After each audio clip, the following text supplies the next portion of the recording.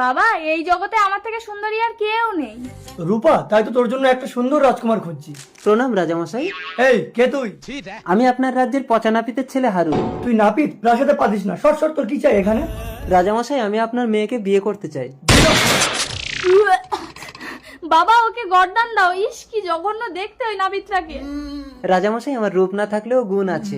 কি গুণ আছে তোর? তুই বলতে পারবি আমার মৃত্যু কবে? মহারাজ, আজই আপনার মৃত্যু হবে। তাই? তা কিভাবে মরবো আমি? আজ রাতে আপনার বিশ্বস্ত মন্ত্রী তরোয়াল দিয়ে আপনার গলা কাটবে। ঠিক আছে, আজ রাতে তোকে বেঁধে রাখবো। যদি তোর কথা মিথ্যা হয়, তোর গর্দান নেব। ঠিক আছে, আর যদি সত্যি হয় তাহলে কিন্তু আমি রাজকুমারীকে বিয়ে করব।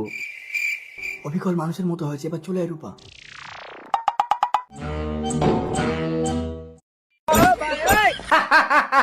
আজ থেকে আমি এই সাম্রাজ্যের রাজা।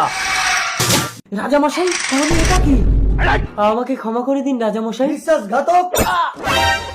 আজ তুমি আমার জীবন বাঁচিয়েছো হারু। বাবা, ও তোমার সামান্য জীবন বাঁচিয়েছে বলে আমি কিন্তু এই নাবিত্রাকে বিয়ে করতে পারবো না। হারু, এই সামান্য গুণ নিয়ে তুমি রাজকুমারীর যোগ্য হতে পারবে না। এটা সামান্য গুণ মহারাজ? বলুন কোন গুণ থাকলে আমি রাজকুমারীকে বিয়ে করতে পারবো? যমরাজ আমার রানীকে তুলে নিয়ে গেছে, তুমি কি পারবে তাকে ফিরিয়ে আনতে? যমরাজ, রানীমাকে ফিরিয়ে দিন। না, আমি মরা মানুষকে জ্যান্ত করে আনতে পারবো না। যমরাজ, রাজামশাইকে তো আপনার তুলে নিয়ে যাওয়ার কথা ছিল। কিরকম মৃত্যুটা ক্যান্সেল করে দিলাম দেখলেন? এরকম সারা লোকের মৃত্যু রহস্য বলে দিলে কিন্তু আপনার ব্যবসা বন্ধ হয়ে যাবে। না না, আমি রানীকে ফিরিয়ে দিচ্ছি। চিত্রগুপ্ত, রানীকে নিচে নামাও।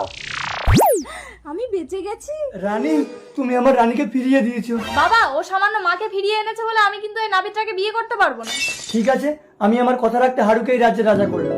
বাবা, রূপা, রূপ দিয়ে শুধু মন জয় করা যায়, আর গুণ দিয়ে সারা বিশ্ব জয় করা যায়। জয় নাপিত রাজার জয়।